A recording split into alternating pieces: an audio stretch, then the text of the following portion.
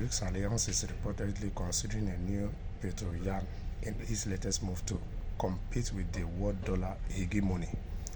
BRICS, which has originally launched as a coalition of Brazil, Russia, India, China, and South Africa, has since welcomed several other countries into its union and is looking at taking its next step at a summit in Kazan, Russia next month, which is this month already, because the summit is going to take place this month, starting from 22nd of October to 24th.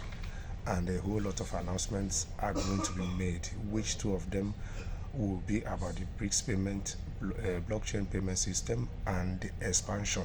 Everybody know that during this year's summit, there's equally going to be an expansion, because the more stronger the BRICS become, the more chances they will have in winning the de-dollarization war or succeeding with their de-dollarization agenda. That is certain. In a new report, the Official Monetary and Financial Institution Forum (OMFIF) think tank says that BRICS countries will be discussing how to implement an alternative to the current dollar-based oil payment system, potentially using the Chinese yuan. Saudi Arabia, the world's largest supplier of oil, has recently confirmed that it is open to new ideas. And if BRICS can manage to convince Saudi Arabia to join the BRICS, the membership of Saudi Arabia as the largest oil supplier in the world will be a game changer for the BRICS, because it is going to go a long way in helping them to win their de-dollarization agenda against the US dollar. When it comes to oil trade, including using the yuan, Russia is also looking at using Petroyuan as an alternative to the petrodollar to reduce its dependence on the US and the SWIFT system, which banned Russian banks in February 2022 as a response to the conflict in Ukraine. The OMFIF says fully implementing a Petroyuan system will, in theory, be difficult for countries to operate under, as a surplus yuan can essentially only be spent on trade with China or simply placed on foreign reserves. BRICS financial intermediaries would then have to recycle the surplus to other countries in need. The main beneficiary of the RMB's greater role will be Chinese banks, making badly needed profits out of the recycling processes.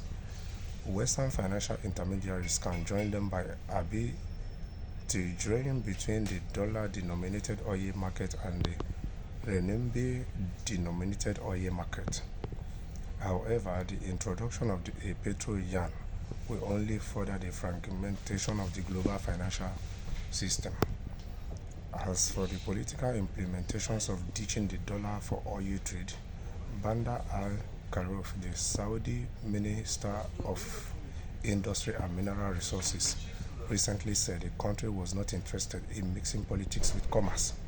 But in today's world, it's no longer possible that you can't mix politics with commerce. It's very, very difficult.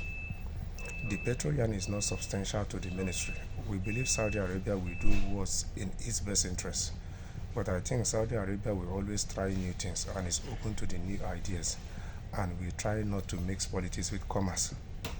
BRICS has been working on its own currency to facilitate trade between themselves, with some reports suggesting that they will be backed by gold. So, truth be told, I just hope that everything works out the way the BRICS are planning it concerning the de-dollarization agenda, because the dollar system or the Western SWIFT system have held most of the developing countries' economy hostage for years and has taken away their economic freedom. Because I believe that if this de-dollarization agenda of the BRICS, if they succeed in it or they win the war against de-dollarizing the world, is going to help a whole lot of developing countries to refine themselves. It's going to help them in terms of repositioning themselves at global stages. It's going to help them in terms of stabilizing their local currencies, and their economies will be stable. And believe me, these immigration reforms the West are doing to stop irregular migrants from coming, if the BRICS win the de-dollarization agenda, is going to help a whole lot in terms of migration, because when people see the currencies in their countries are working, the economies are working, things are taking shape, people will want to remain in their country and live happily, have their freedom in their country without migrating where they will not have freedom.